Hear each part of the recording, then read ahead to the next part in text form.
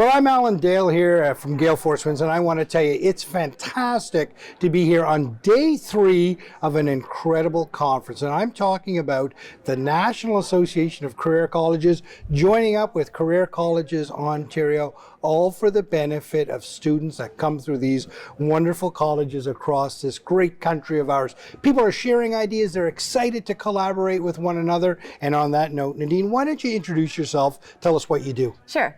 I'm Nadine Baladi. I am the Senior Vice President for Oxford International Education Group. I oversee the Canadian operations, essentially, and I have been in the sector for just about 25 years, and I absolutely love the regulated career college space. Okay, let's talk about Oxford. Yeah. Tell me all about Oxford, all of the sort of moving parts, because I know Oxford to be a beautiful group of people. So. Yeah, it's an amazing place, and we do a whole bunch of things, but I will talk about maybe a few things that really are most important to our students, and that is probably our 100% job placements. So far, out of 100% of our graduates, 100% of them have found jobs in the areas they've graduated in.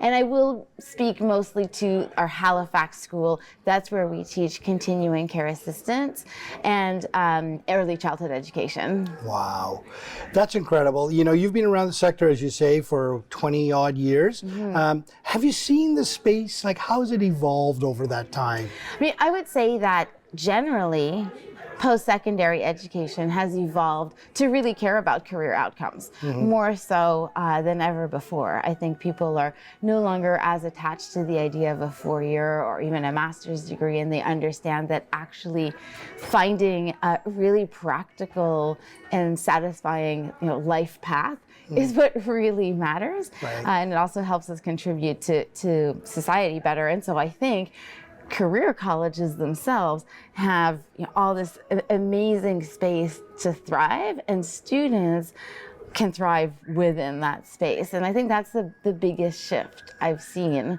as a general sort of movement. And that really can only happen because you're paying attention to what's happening around you, paying attention to the direction the governments, the provinces are going, paying attention to where industry is going, your employers at the end of the day. Talk to me about the importance of understanding that for your students. Yeah, I mean, 100%, right? I mean, at the end of the day, because we want our students to be employed, we need to develop our curriculum in a way that is market driven.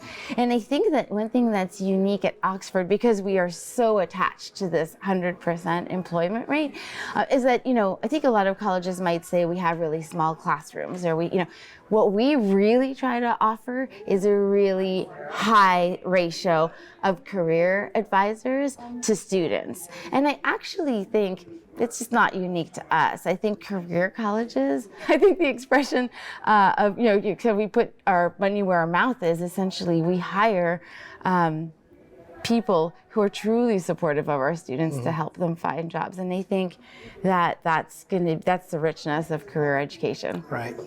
And what I also find quite interesting is that the career colleges look at the academic journey differently. They look at it sort of, how do we help the student enter into to our institutions, break down those barriers to learning? Because somebody starting this journey, there's 1,000 reasons why they shouldn't do it. Some of them are money, and there's many other things. But you guys help them drop the barriers. And then when they come into your institutions, you put them in front of people who really have done the work. These are experienced people, right? Totally. And then at the back end, you make sure they're ready for the workforce. And that's why they're so successful. And it's that whole continuous journey that you look at that I think makes it so successsul. Is that the secret sauce? I think you're 100% right. So first of all, from an academic standpoint, as we heard at the conference also, it's not about what you cram into the students' heads, it's actually what they do while learning, right? It's incredibly hands-on, and that prepares them ultimately for doing the job. I think also, certainly at Oxford, we don't look at high school grades to accept them, but we do credibility interviews and just getting to know the applicants interview before we admit them. we usually admit them, but it's a question of which program will they really thrive in, Right. and what lifestyle after they graduate will really suit them. So we really look at the individual, we look at their career path, we look, and then we make the learning incredibly practical and relevant to that, to that individual. Yeah. Yeah, you've been around it a lot. You've seen a lot of people across the stage. You've seen a lot of people come through the front door, right? God, this is a hard question, but is there anything that jumps out? Any memorable story that you can tell us? Somebody or a situation that you're so proud of that Oxford was involved in? I mean, there'd be hundreds of them, right? There are, and every student's success is really joyful. I could think of a specific cohort. So we educate Canadians, a lot of new arrivals, but also international students. And in our continuing care education program in particular, one cohort was particularly rich in Nigerian students.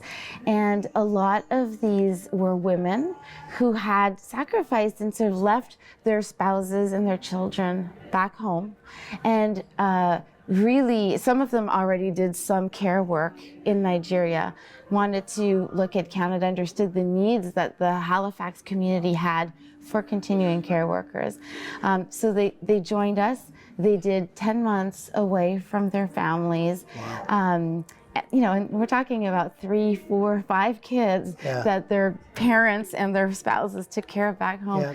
And when they walked on that stage, some of them had their families already with them. Wow. Some of them had their Canadian adoptive family, if you will, who showed up. Some of them even had people from the care homes where they had done their practicums come to their graduation because they just fell in love with this cohorts, their warmth, their commitment to that space. It was just an emotional graduation ceremony. Right. And again, 100% of them found jobs in Canada and were eventually able to bring their families here. Think how courageous you would have to be to do that, right? I mean, to make a commitment like that for the benefit of your family and the benefit of the people that you're going to care for, and then they all show up to be a part of it. That's magical. Yeah, it really and that's the kind of stuff that Oxford does. Yeah. So thank you very much for being on the show. We appreciate your perspective. Thank you so much. It was really an honor to be here. Good.